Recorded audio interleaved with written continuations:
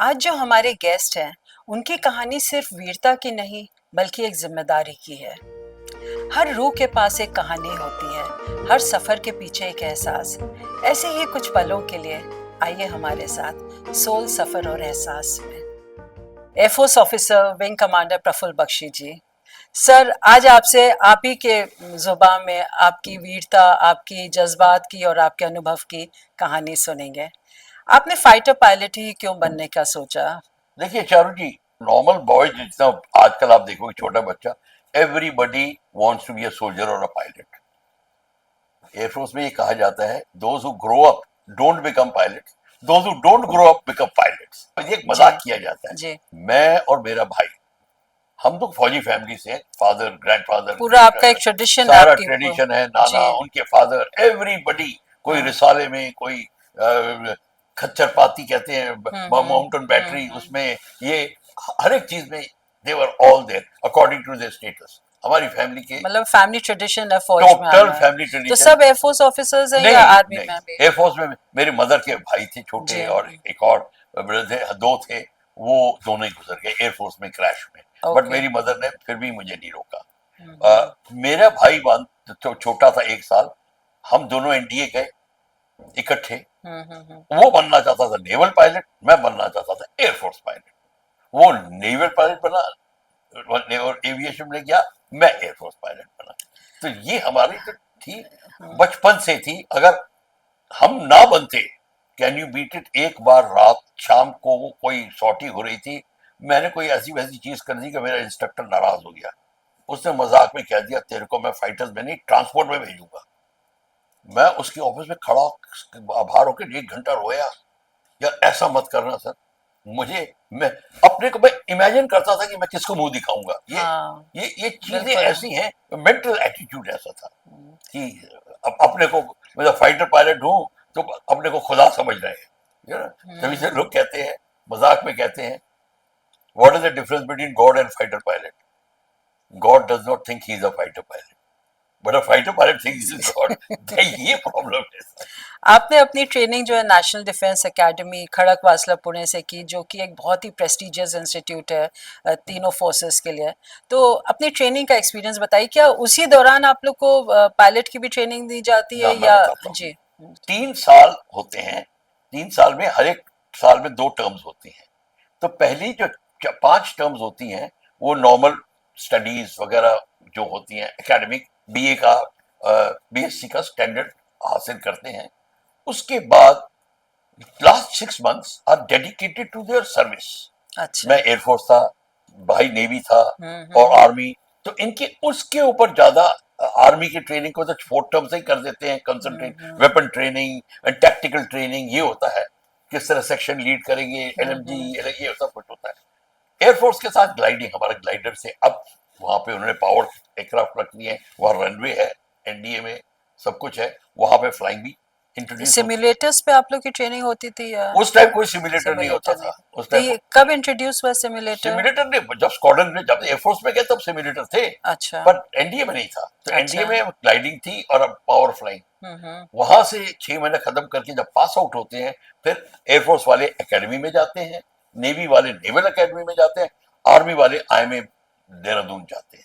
अच्छा। तो ये होता है, वहां 1 1 साल की ट्रेनिंग होती है। एयरफोर्स की शायद लंबी हो जाती है, 1.5 साल हो जाती है, क्योंकि 6 6 महीने। हम 3 टाइप की, initial flying and then intermediate flying and advance flying. तो हमारे को मिला फाइटर्स जो हम चाहते थे, हमें फाइटर्स में गए, और हाकिम पेट से हम पास आउट हुए। वो पहला एयरक्राफ्ट होता था वैम्पायर जेट, उसमें हमारी ट्रेनिंग हुई। तो ये हमने पहला जहाज उड़ाया। उसके बाद फिर हंटर, HF-24 और बाकी मिग तो वगैरह ये सब। जैसे आपने फाइटर पायलट बनने का सोचा, तो इसमें आपकी चॉइस से मिल सकता है कि आप लोग को असाइन किया जाता था? देखिए, वो इंस्ट्रक्टर डिसाइड करता है कि विच अच्छा। Stream is fit for okay. Second stage में, if he is fit for. And तब तक आपका मन भी वैसे ही बन जाता है। एरोबेटिक्स वगैरह जिसमें जिसको शौक है, वो बड़ा कंफर्टेबल है। वो कईयों को बड़ी स्टेडी फ्लाइंग का शौक होता है, वो बड़े एक्यूरेट होते हैं। वो ट्रांसपोर्ट पायलट कई बड़ी एक्यूरेट फ्लाइंग करते हैं, क्योंकि उनका वो होता है। हमारे यहाँ is more जोशीली flying, you know, fighter flying, you have to be very quick and aggressive, तो वो रिक्वायरमेंट होती है। तो ये सारा इसके हिसाब से हम बनी एयरक्राफ्ट, फिर स्क्वाड्रन मिला, स्क्वाड्रन्स में गए, तो इस तरीके से फिर आपकी फिर बढ़ना शुरू होता है, और स्क्वाड्रन में जाते हैं तो एक फैमिली की तरह रहते हैं। तो आप लोग का जब ये 3 साल की ट्रेनिंग खड़क वासला के बाद आप फ्लाइंग ट्रेनिंग के लिए कहाँ पे आप गए? बिदर में हमने एलिमेंट्री फ्लाइंग की, HT2 नाम का जहाज होता था, अच्छा, हिंदुस्तान में बना था। उसमें पहली इनिशियल फ्लाइंग फ्लाइंग ट्रेनिंग होती है। उसमें फिर आप सीख जाते हैं कि किस तरीके से फ्लाइंग करनी है। इंस्ट्रक्टर्स वगैरह आपसे जब सेटिस्फाइड होते हैं तो आपको सोलो भेजते हैं अकेले, और फिर आप अकेले फ्लाई करके फिर कॉन्फिडेंस बिल्डअप हो जाता है। फिर आप उसके बाद इंटरमीडिएट फ्लाइंग जाते हैं, जहाँ पे आपको बेसिक इंटरमीडिएट फ्लाइंग थोड़ी कराते हैं, एडवांस एरोबेटिक्स वगैरह, लो फ्लाइंग और इत्यादि, नाइट फ्लाइंग। और ये कहाँ पे होती है? ये जोधपुर में होती थी, अच्छा, अब अलग हो गया। अब अच्छा, सब एक जगह होती है, पर हमारे टाइम पे 3 जगह थी, अच्छा। तो जोधपुर में थी। फिर वहां से हमें जोधपुर में इंट्रोडक्शन हुआ, और फिर जोधपुर के बाद हम वहां से गए हाकिमपेट, अच्छा, जो हम जेट के लिए सिलेक्ट हो गए, फाइटर के लिए, तो हम हाकिमपेट गए, और वहां पे वैम्पायर जेट पे हमने फ्लाइंग की। अच्छा। कितना फ्लाइंग आवर्स कितना होता है when you are ready to fly, finally take the first flight? नहीं, वो 5-6 घंटे के अंदर आप पहला जब पे जाता है हाँ। वो वी आर रेडी। अच्छा, ऐसा कोई नहीं है कि इतने फ्लाइंग आवर्स आपके कंप्लीट होने चाहिए नहीं नहीं पहली नहीं नहीं नहीं, फ्लाइट लेने के आपको लिए? सोलो सोलो भेजने के लिए हाँ। आपके 5-6-7 जो घंटे जो होते हैं, कई लोग जल्दी कर लेते हैं, पिकअप कर लेते हैं, कई लोग स्टडी होते हैं, देर करते हैं, पर सब पिकअप कर लेते हैं। हाँ, जब आपकी ट्रेनिंग खत्म हुई उसी समय जो वॉर छिड़ा 71 का, आप उसका हिस्सा नहीं, रहे हैं? 71 में हम ट्रेनिंग तो खत्म हो गई थी हमारी 68 में, 68 में और उसके फिर हम उसके बाद स्क्वाड्रन गए हकीम जब पूना, हाँ, हाँ, पूना हाँ। में वेम्पायर में ही थे, फिर वहां से हमने हंटर कन्वर्जन किया, फिर हम गए, तो तो मतलब स्क्वाड्रन में 7 स्क्वाड्रन गए, बगडोगरा में था, जैसे अच्छा। सिलीगुड़ी बगल जी, जो जी, आप हाँ, सुनते हैं, असम में, हाँ। वहां पे था। वहां पे हमने स्क्वाड्रन फ्लाइंग जो होती है, नॉर्मल फायरिंग वायरिंग, ये जो नॉर्मल वहां पे तो करते करते अब आपके फिर आप इनिशियल पायलट बन जाते, घंटे तो नहीं होते ज्यादा, पर आपका कॉन्फिडेंस बहुत आ जाता है, बल्कि उस टाइम कॉन्फिडेंस ज्यादा हो जाता है कि आप तो बन गए हैं। फिर आपको बताया जाता है भैया ध्यान से, don't over step, be very careful. उस टाइम थोड़ा सा तो 71 का जो वॉर था उसमें आप हिस्सा, आप एक 71 में हम हिस्सा। जोधपुर में थे, वहां से हमारा स्क्वाड्रन उत्तर लाई गया, हम जोधपुर, मैं एयर डिफेंस यूनिट में भी था, स्क्वाड्रन में भी फ्लाइंग करी, और हाकिम उत्तर लाई में टारगेट्स जो हमारे स्क्वाड्रन के होते अलॉट होते थे, जैसे जितने भी खासकर आर्मी के साथ में जो लड़ाई हो रही थी, आर्मी के टारगेट्स वगैरह उनके ऊपर अटैक करना, रॉकेट्स एंड बॉम्ब्स एंड वो जो नॉर्मल के ऊपर लड़ाई उस टाइम खत्म हो रही थी, अच्छा, बेसिकली क्योंकि पाकिस्तान हार गया था।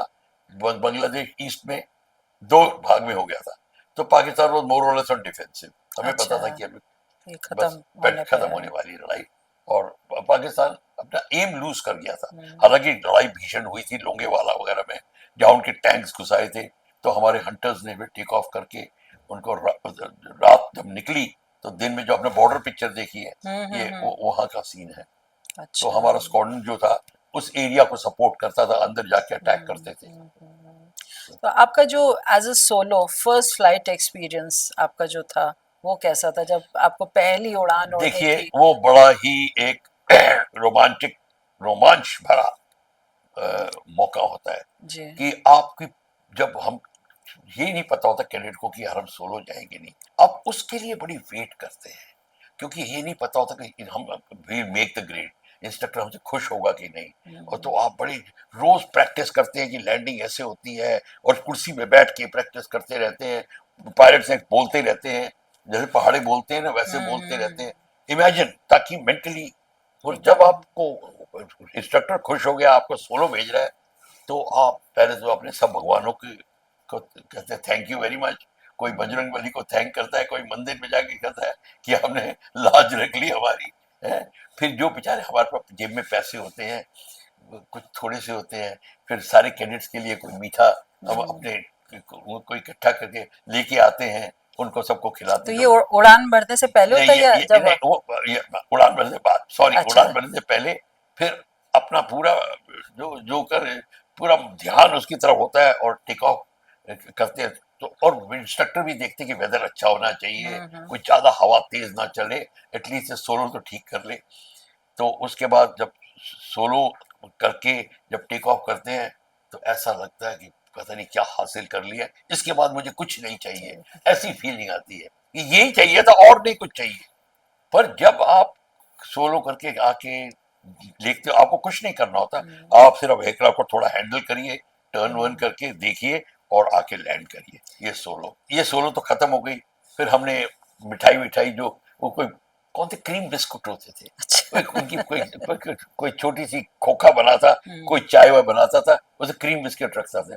और मेरे 20 जो थे मैंने वो ऑर्डर किए, सबको एक एक पैकेट दिया, ये हमारी तरफ से था। हम इतना ही ट्रीट कर सकते थे। पता नहीं 1.5 रुपए का आता था या 12 आने का आता था, पता नहीं कितने का आता था, हमें कुछ नहीं पता, पर हमारे पास इतने ही पैसे थे, सब यही करते थे। तो मतलब ये एक मुंह मीठा करने वाली बात है।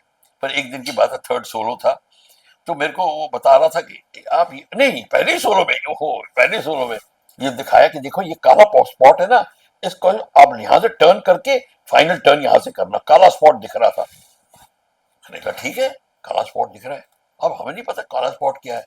जब हम टेक ऑफ किया, जब हमने लैंड किया, वे चाय वाय पीते हैं, वो ब्रीफ करता है, तो 1.5 घंटा निकल गया। फिर जब मैंने टेक ऑफ किया तो मैंने काला स्पॉट देखा, कहाँ है काला स्पॉट गया, वो बकरियों का झुंड था, वो चलता जा रहा था, वो निकल गया 1.5 घंटे के आगे। तो ये कह रहे हो तुम कहाँ जा रहे हो, where are you going, are you only to Hyderabad, where are you going. मैंने कहा sir I am turning around black spot. Okay help me black spot, turn now. Turn करके लैंड करके फिर क्या कर रहे थे, मैंने कहा आपने काला स्पॉट देखा था, डैम इट वो बकरियों का झुंड था।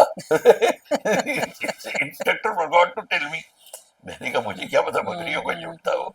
तो ये ऐसा थोड़ा ऊंचा खेल वेल चलता रहता है, टेंशन हल्की रहती है। जब जंग अफसर थे तो हरकतें तो थोड़ी ऐसी थी हमारी कि जिसको कि आज की तारीख में लोग बड़ी हैरानगी से देखेंगे कि ये दिमागी हरकत ठीक है कि नहीं इनकी। एक दिन रात को कहीं पायलट्स हमारे साथ बैठे थे, रात के बज गए थे 1:30 पौने 1 1 बज रहा था, और एक मेरे को अच्छी तरह याद है, एक पायलट गुस्से में आया और मेरे एक दूसरे साउथ इंडियन एक था, उसके बेचारे को कहता है कि तुम कमांडिंग ऑफिसर का चमचा है, और तुम आपसे कहता है? नहीं, उसको कहता है। अच्छा। हम सब बैठे थे, वो बेचारा साउथ इंडियन था। जी। अच्छा, बहुत अच्छा, जेंटल जिसको कहते हैं। अब हमारा comparison to us, he was quite a gentle. अच्छा। तो कहता है कि तो कमांडिंग ऑफिसर का चमचा है, वो 2 बंदूकें ले आया, एक बेल्जियन 12 बोर पंप एक्शन वाली और एक रिवॉल्वर, दोनों रख, चूज कर और अभी लड़ मेरे से। तो हम सब हक्के बक्के रह गए, और मैंने कहा ओए सरदार, तू बेचारे साउथ इंडियन का तू जो भोले बाले को चैलेंज कर रहा, मुझको कर, कहता तू आ जा। मैं अपने कमरे में गया, मेरे पास, और मैं उस टाइम दारू नहीं पीता था, मैं शराब को हाथ नहीं लगाता था, पर मैं गुस्से में आ गया। मैं गया, अपनी राइफल लोड करी, ले आया 10 राउंड, आ जाओ। लोग हमको ले गए, मैदान में खड़ा कर दिया 30 कदम दूर, और काउंट किया 10 और फायर करो। मैंने फायर कर दिया, वो बिफोर वो कोई मेरी गोली जाके रोशनदान में गिरी। कमांडिंग ऑफिसर की स्टेशन कमांडर, वो हल्ला हो गया, वो तो बंदूक छोड़ के भाग गया। अब मेरे को लोग ढूंढने लगे कौन है। अब मेरे दोस्त कहते कमांडिंग ऑफिसर ढूंढ रहा है तेरे को क्या। उन्होंने मेरी बंदूक छुपाई और कहा, उस तो मैं हॉर्स राइडिंग का बड़ा शौकीन। अच्छा। तो कहा कि आप क्या करो, मैं आप राइडिंग के चले जाओ, सैटरडे था, संडे को राइडिंग, पर यार तो अभी 3:30 बजे। नहीं नहीं नहीं, चला जा तू, चला जा। मैंने राइडिंग किट पहनी अपना, रात के 3:30 4 बजे मैं पहुंच गया वहां पे किसी तरीके से। वहां जाके बैठा राइडिंग क्लब के आगे, वो आर्मी का था, वो गार्ड बैठा कि साहब जी तुसी इतने की कर रहे हो। मैं राइडिंग, साहब जी तो 6:30 तो पहले स्टार्ट नहीं होती, होने से 4 बजे। मैंने कहा नहीं कोई नहीं, मैं जल्दी आ गया। अब वो भी क्या, ये अजीब अफसर है, एक बाहर बैठा हुआ है, कलवट के ऊपर वो चाय लेके आए मेरे लिए, तुझे चाय तो पियो। एनी हाउ चाय पी, राइडिंग वाइडिंग करी। फिर मैं क्या यार, यहाँ तो मेरी ढूंढ हो रही होगी, अब मैं क्या करूं। कमांडिंग ऑफिसर तो बड़े पागल हो गया होगा। तो मेरा एक दोस्त था, दूसरा एक साउथ इंडियन, वो आर्मी का था, वो उसका घर पास में था।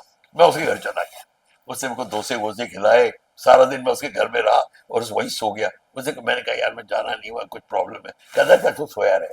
उसकी वाइफ ने वेरी केयरफुल, उसे रात को शाम को 7:30 बजे 8 बजे मैं चुपके चुपके से गए, घुसा उसको अपने मेस में। तो कहते थे कमांडिंग ऑफिसर ढूंढ रहा था, रात को नहीं उसे बुलाया मेरे को, सुबह मेरे को बुलाया। जैसा ही अंग्रेजी में बोलता है, यू बगा, wherever there is a problem you are there, what is this, okay, now keep out of it। भूल गया, बस दैट वाज इट। बात खत्म हो गई। तो ये स्पिरिट होती है। उसके बाद हम दूसरी स्टेज में गए जोधपुर में, तो अब तक कॉन्फिडेंस बहुत हो गया था। अब तक हम अपने आप को बड़ा ऐसा समझने लगे थे कि जरा हम ही हैं। और जैसे आए छुट्टी में, कैनॉट प्लेस घूम रहे हैं, अपना ब्लेजर वेजर पहना है, हेयर कट लिया है। अब हम सोचते थे कि हम ही हैं, सब लड़कियां सिर्फ हम ही देखेंगी और किसी को नहीं। अब यार घूम रहे हैं, कोई देख नहीं रहा, हमें कोई नोटिस, हमें बड़ा गुस्सा आ रहा है, इधर कैसे है बदतमीज, कोई नोटिस नहीं कर रहा। तो हमें कोई लड़कियां मिली, बात तो कहा कि where are you and all, पूछा, वो कहती वी आर फ्रॉम एमएच। तो हमें एमएच मिलिट्री हॉस्पिटल पता था। Oh you are a doctor, you are nurse और something. No we are in Miranda Miranda House. House. तो वो भी हमें याद है, बड़े खिसियाने से हुए। पर हमें समझ नहीं आई कि ये लोग इतने बदतमीज कैसे हो गए, हमें ही नहीं पहचान रहे। मतलब हम उस अपने आप को ऐसा सोच रहे थे कि हमें खुदा ने पता नहीं खुदाई दे दी है। उस समय मिरांडा हाउस का भी एक अलग जलवा हाँ, रहता था। हाँ, वो मेरा बिलीव यू मी, हमारे मन में कोई जलवा उलवा नहीं था। हाँ, हम सोचते थे कि हम ही हैं, हम ही हम हैं। अपने को ही सोच रहे थे। यानी अब लड़कियों ने कहा ये पता नहीं क्या नमूने घूम रहे हैं ये, और उन्होंने अब आगे वापस। सर कोई ऐसी फ्लाइट आपने एक्सपीरियंस की हो जब आपको लगा कि सामने खतरा है और बस आज तो ये शायद मेरा आखिरी दिन होने वाला है? फिर अब हमें बोलना ही पड़ेगा। देखिए ऐसा है, अब मैं बड़ा एडवांस हो गया था, स्क्वाड्रन लीडर बन गया था, जैसलमेर से टेक ऑफ था। और जैसलमेर में मेरा नंबर 2 जो था, नंबर 2 दो जो जूनियर पायलट आपको जिसको ले जाते हो साथ में, मैं मारुति HF-24 फ्लाई कर रहा था, बॉम्बिंग सॉटी थी। और जब मैं टेक ऑफ कर रहा था, फॉर्मेशन टेक ऑफ थी, फॉर्मेशन में से इकट्ठे, जी। तो एटीसी से कॉल आती है, मेरा कॉल साइन था बब्बर। अच्छा। Babbar leader, will you do a landing low level missile run for the missile unit. Missile unit भी बगल में थी, तो वो क्या करते हैं जब एयरक्राफ्ट आते हैं तो अपने मिसाइल ऑपरेटर्स को वो ट्रैक करने की प्रैक्टिस करवाते हैं। तो मैं कहा ठीक है, मैं तुमको एक दो रन दे दूंगा तुम्हारे, ये सोच के मैंने, मेरा नंबर 2 जैन था, मैंने कहा जैंगो, मैंने quickly you drop your bombs और जाके लैंड कर जा। मैंने अपने बॉम्ब ड्रॉप किए और पोखरन 3 मिनट फ्लाइंग टाइम था जैसलमेर से। अब मैं वापस आने लगा और मैंने उसको कहा भाई now I am ready, give me your direction and all, जो तुम्हें चाहिए बताओ। वायरलेस आरटी पे बोल रहे हैं। वो कहता है yes, turn right, turn left, turn right, turn left, ऐसा कुछ बोलता गया। मैंने कहा ठीक है, मैंने को दे रहा होगा। वो मेरे को नहीं पिकअप कर रहा था, उसके रडार में मैं नहीं आ रहा था, उसके रडार में कोई और आ रहा था जहाज जो ऊपर था, वो उसको मैं समझ रहा था कि मैं हूं। तो वो उसको इंस्ट्रक्शन दे रहा, मैं उधर यू उधर कर रहा हूँ। तो कहता look light now below you Jaisalmer fort. मैंने कहा सारा वास्ट डेजर्ट, पूरा बिल्कुल वीरान रेगिस्तान। मैंने कहा no I can't see any fort, no look right look left, नहीं पर कर कुछ। अब हम क्या करते थे, हम अपना फ्यूल कम लेके जाते थे थोड़ा सा, क्योंकि बहुत क्लोज था, ताकि हमारा एक एयरक्राफ्ट 5 सॉर्टी कर सके दिन में, 4 की जगह, जल्दी टर्न अराउंड हो जाएगा। अब कम फ्यूल में गए तो हमारा फ्यूल कम होने लगा। जहां हमको 200 गैलन में लैंड करना है, वहां हम अभी 80 गैलन हो गए। 200 गैलन में लैंड कर जाना चाहता, मैं हवा में 80 गैलन में। 80 गैलन की जैसी फिगर जेट एयरक्राफ्ट ने किसी ने नहीं देखी, मिनी काउंटर, सब 200 250 गैलन तक, 100 गैलन तक लैंड कर जाते हैं। अब मेरा 80 गैलन, वो पर आरडी रडार कहता है sorry I lost you, I can't don't know where you are. अब मेरे को पता मैं कहाँ पे हूँ, मैं तो उसको फॉलो फॉलो कर रहा था, और कोई रोड ऐसी भी नहीं, कोई पेड़ रोड हिल की जिससे मैं कॉरेस्पॉन्डेंटली रिलेट कर सकूं मैं कहाँ हूँ। हाँ हाँ हाँ। मैंने कहा आई डोंट नो। अब मेरा फ्यूल हो रहा है 20, 30, 50, 40, 30 मिनी काउंटर ऑन हो गया। ये रीडिंग्स किसी ने नहीं हवा में देखी अभी तक, सच्चाई है, इतनी low flight, low fuel. Suddenly जब मेरा 30 गैलन रह गया, वो कहते हैं turn back, you are in Pakistan. और मैं पाकिस्तान में घुस गया था, और पिछले कितने मिनट से फ्लाई कर रहा था। मैं टर्न बैक किया वापस, और मैंने कहा यार मैं पाकिस्तान में हूँ, इनके कोई फाइटर आके तो मेरे कोई को भी, पता भी नहीं हाँ चलेगा, हाँ हाँ। कोई एक्शन हो जाए, कोई फाइट बढ़ा दे। लकीली कुछ नहीं हुआ। हमने भी कहा भैया ऊपर वाले आगे से ऐसी गलती नहीं करेंगे, अभी निकाल दे। जब 30, 20, 15, 10, 7, 5, 0 0 रीडिंग आ गई मिनी काउंटर में। मेन काउंटर तो खत्म हो गया, मिनी काउंटर में 0 आ गई, और मेरे इंजन फिर भी चल रहे हैं। मैं कहूं क्या हो गया, और मैं एक हाथ एजेक्शन सीट पे था, क्योंकि अगर इंजन फेल हुए तो हाइट मेरी सिर्फ 3000 पे फ्लाई कर रहा हूँ, फिक्स स्पीड पे फ्लाई कर रहा हूँ मैं, और वो पत्थर की तरह गिरता है। मैंने कहा मैं इजेक्ट कर जाऊंगा। अब मैं वेट कर रहा हूँ, और वो उसने कहा look right Jaisalmer, look right Jaisalmer, 5 o'clock right, 1 o'clock, 1 o'clock right को होता है, 1 o'clock 5 माइल 6 माइल जो भी बोला उसने। मैंने देखा जैसलमेर साहब ने, मैंने वहीं डायरेक्ट अप्रोच करी, I am coming down wind, और मैंने अपना राउंड ऑफ करा, टेल शूट होता है, हवा में ही निकाल दिया मैंने, एक इंजन बंद, लैंड कर गया। जब लैंड किया फ्यूल खत्म। अब हम रनवे पे फंस गए। अब रनवे पे आ गए तो फिर शेर हो गए, थैंक यू गॉड, और फिर शेर हो गए। अब शेर तो हो गए। अब लोगों ने कहा क्या किया जाए। एडी डिसिल्वा जिसको रोका गया था हवा में कि इसको लैंड करने दो, ये इमरजेंसी में, फिर तुम लैंड करना, वो कहता है यार रनवे खाली करो मैं लैंड करूंगा। उस बेचारे को टैक्सी ट्रैक पर लैंड कराया, फिर मेरे को जंगा आया और जीप, उसने मेरे को टो आउट किया, ले गए वापस। इंक्वायरी इंक्वायरी हुई, वो तो खैर बात की बात है। उनसे हमसे पूछा, हमने कहा क्यों तुमने किया। मैंने कहा भाई मेरे को तो किसी ने कहा तो मैंने जो मान लिया, इंस्ट्रक्शंस में। Without briefing. ये तरीका है कोई, ये इररिस्पांसिबल, सब सब बात हुई। मैंने कहा ठीक है, पर गलती मेरी है, मैंने, मेरा दिल था, मैंने कर दिया, मैं मतलब मना नहीं कर सका। पर जिसने मैसेज भेजा था कि तुमने विंग कमांडर बख्शी को कहा था, वो कहता वो कौन विंग कमांडर बख्शी, हमें नहीं पता, बात ही खत्म। उस टाइम रिकॉर्डिंग नहीं होती थी, अच्छा। उस टाइम लिखते थे किसने किया है, तो बात ही खत्म होती। तो जब फ्यूल खत्म हो जाता है, आप लैंड करते हैं, तो कैसी लैंडिंग होती है? मतलब एकदम से नहीं, होता है? Normal landing. अभी अच्छा फ्यूल खत्म, फ्यूल तो इंजन चल रहा था, वो अच्छा। इंजन चल रहा था, नॉर्मल लैंडिंग, वो टच करते ही फ्यूल खत्म। ओके। और मेरे को लगता है वो मेरी सबसे सॉफ्ट लैंडिंग थी। ओह। मेरे को ये लगता है। तो सर वॉर तो हमेशा नहीं चल रहा होता है, तो जब वॉर नहीं चल रहा होता उस समय आप लोग क्या कर रहे ट्रेनिंग प्रैक्टिस, ये चीज की अगर प्रैक्टिस ना हो, जो आपने अभी देखा अटैक हैं? रावलपिंडी पे, बालाकोट पे, उसकी दिन रात प्रैक्टिस होती है। अगर आप वो उसमें ही चूक गए, वही होता है। एक आप प्रोफिशिएंसी को हासिल करने के लिए सालों लग जाते हैं, एक एक दिन का फर्क पड़ता है। अच्छा। ये करते हैं, और इसमें फिर भी प्रोफिशिएंसी कोई नहीं कह सकता मैं सब जानता हूं, या मैं बिल्कुल, कोई नहीं कह सकता। 70-80% परसेंटेज से आप किसी को मार्क्स ज्यादा नहीं देंगे, ये होता है।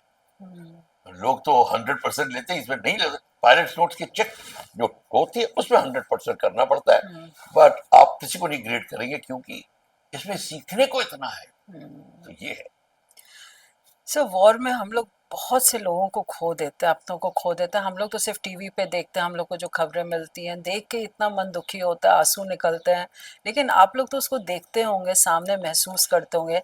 कभी सर ऐसा बहुत हुआ है आपके बहुत अपने जो थे आपने उनको खोया, और न्यूज़ कैसे ब्रेक की जाती है उनकी देखिए, फैमिली ऐसा है, को? सबसे बड़ी बात ये है, हम लोग सब एक फैमिली की तरह होते हैं। एक स्क्वाड्रन में थे जिसका साइन था बैटल एक्स, तो सब बैटल एक्सेस हो। तो कमांडिंग ऑफिसर को जब जब एक एक पायलट इजेक्ट किया, वो बेचारा खत्म हो गया। तो कमांडिंग ऑफिसर ने सबको बिठाया, सबसे पहले बोला आज वन लिटिल एक्सेस गॉन। उसका फ्यूनरल हुआ। पर अगर दिन को हुआ है तो दोपहर को सारे फ्लाई करेंगे। किसी के मन में ये ना आ जाए कुछ कि फ्लाइंग नहीं करनी, ये एक तो वो होता है। फिर हमको किसी को खोने का सबको बहुत दुख होता है, बहुत रंज होता है। सबसे बड़ी बात बड़ी होती है उसकी फैमिली को न्यूज ब्रेक करना। हाँ, वो कौन करता वो है सर, कमांडिंग कैसे? ऑफिसर की वाइफ करती है।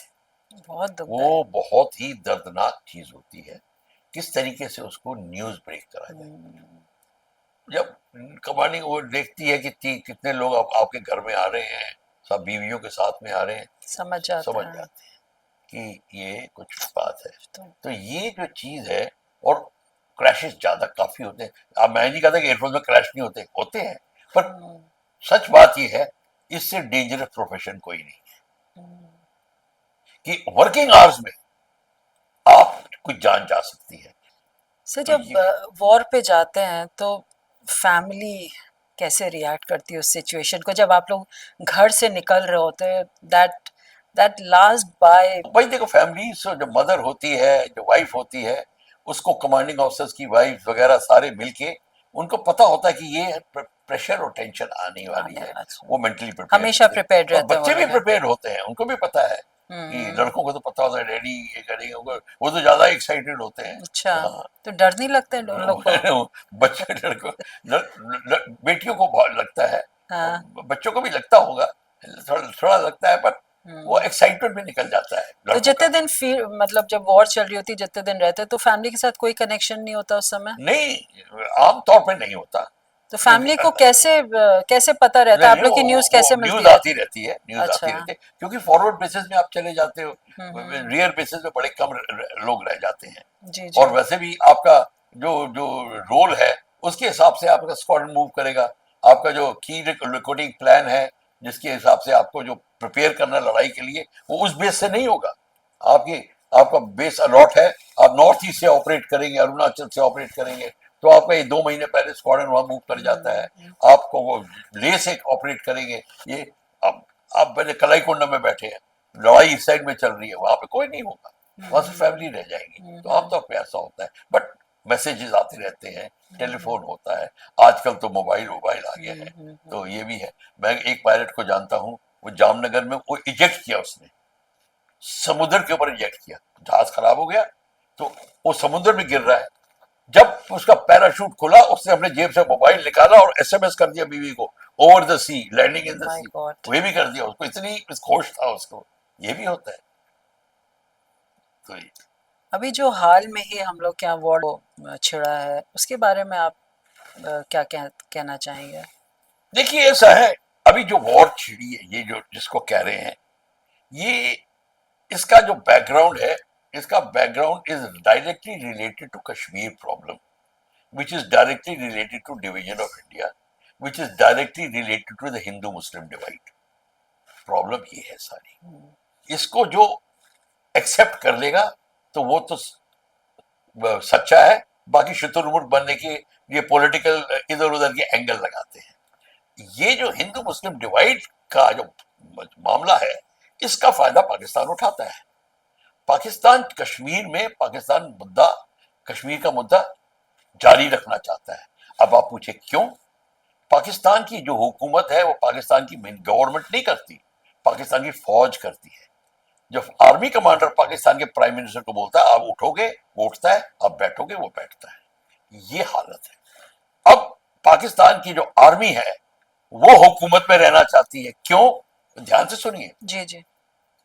85% ऑफ पाकिस्तान की तिजारत पाकिस्तान की आर्मी कंट्रोल करती है। तिजारत means commercial activity, including air hostess training, वो भी उसके अंडर में आती है, ताकि उनका हिस्सा, उनका जो प्रॉफिट है, उसका हिस्सा उनके एसोसिएशन में आए। अब वो ऐसी सोने की अंडा देने वाली मुर्गी को कंट्रोल करने के लिए उनको हुकूमत में रहना है। पर हुकूमत में कैसे रहें? उसके लिए आपको कोई पब्लिक को मुद्दा बताना पड़ेगा कि आपके पास आप समस्या आ जाएगी अगर हम ना हो तो। कश्मीर अलाइव रखिए, हिंदुस्तान पाकिस्तान अलाइव रखिए, और हिंदू मुस्लिम कर दीजिए जैसे इसने किया। मैं हिंदू नहीं हूं, हम अलग हैं, हमारा डीएनए अलग है, ये अलग है, वो अलग, ये सारा कुछ बकवास ये करनी पड़ती है।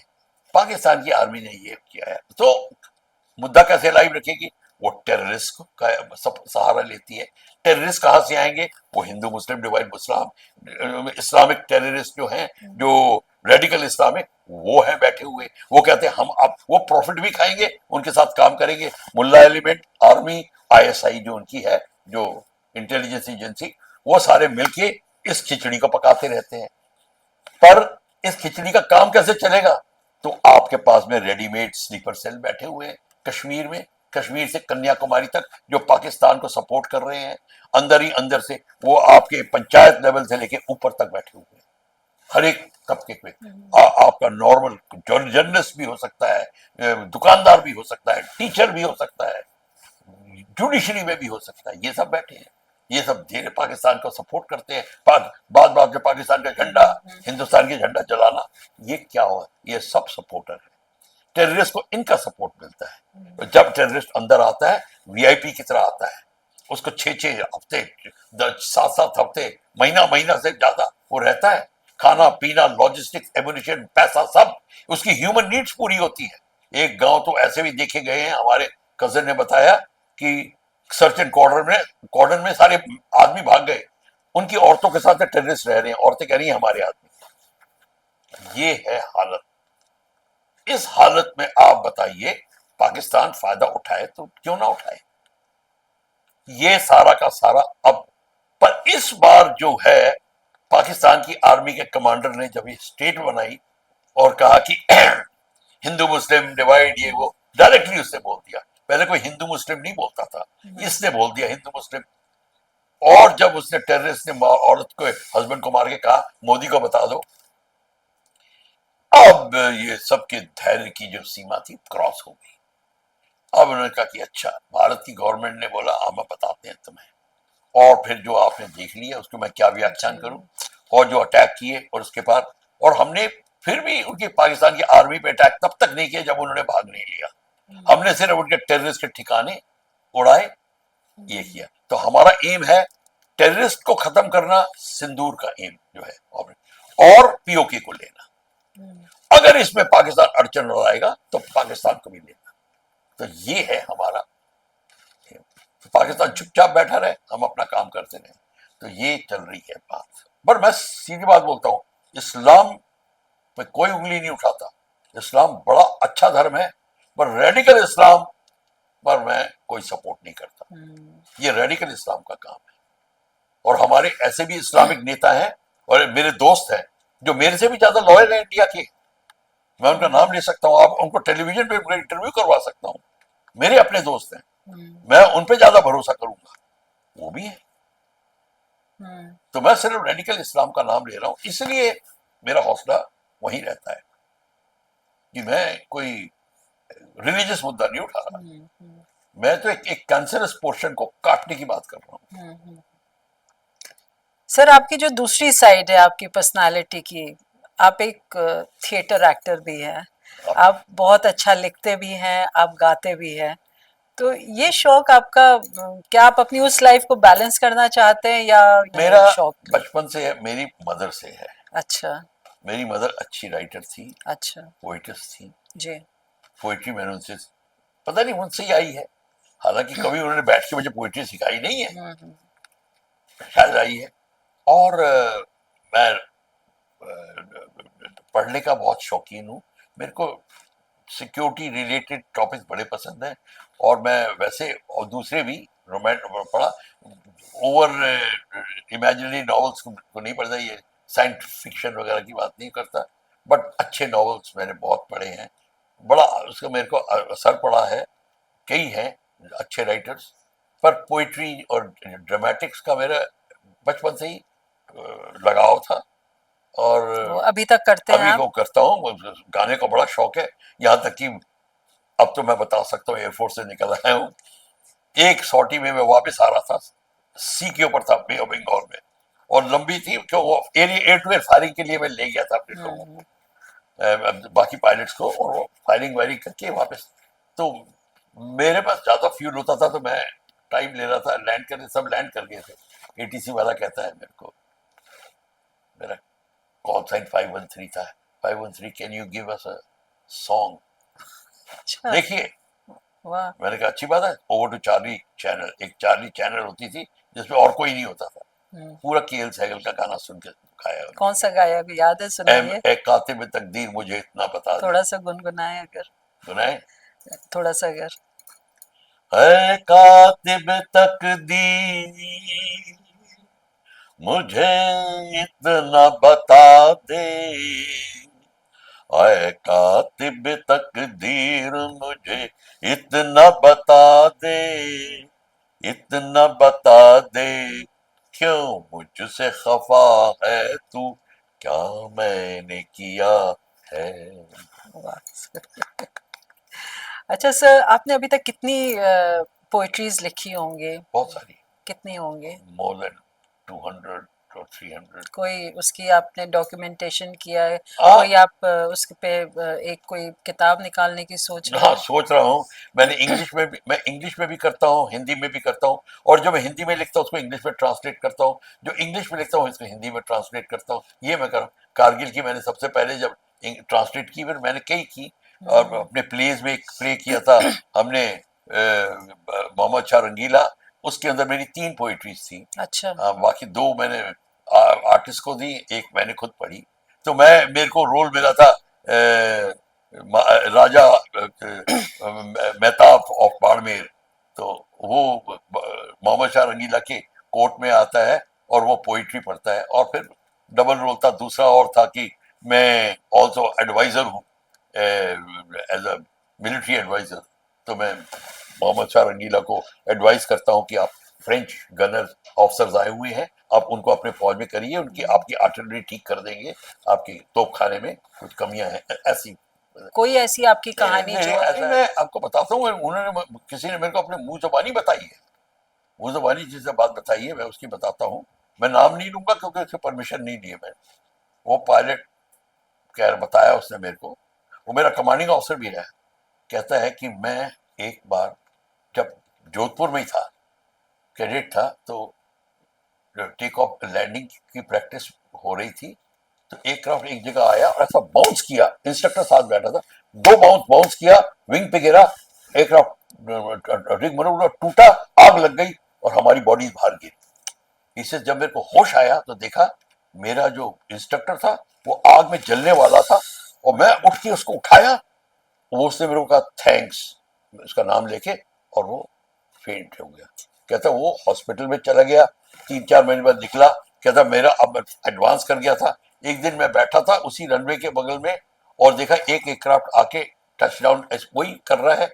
इंस्ट्रक्टर वापस आ गया था हॉस्पिटल से, अपनी वापस प्रैक्टिस में दे रहा था, उसके अंदर वही एयरक्राफ्ट टच डाउन किया, बाउंस किया, वही इंसिडेंट हुआ, 2 बॉडीज बाहर निकली। देखा वही इंस्ट्रक्टर उसका फिर आग में जलने वाला है, उसको उठा के फिर उसे बचाया 6 महीने बाद, फिर उसने कहा कि थैंक्स वंस अगेन, फेंट हो गया। बात निकल गई। अब 12 साल गुजर गए, अब ये हिंडन में बैठा है और कहता मैं ओआरपी में रेडी हूं, मिग में चला गया है।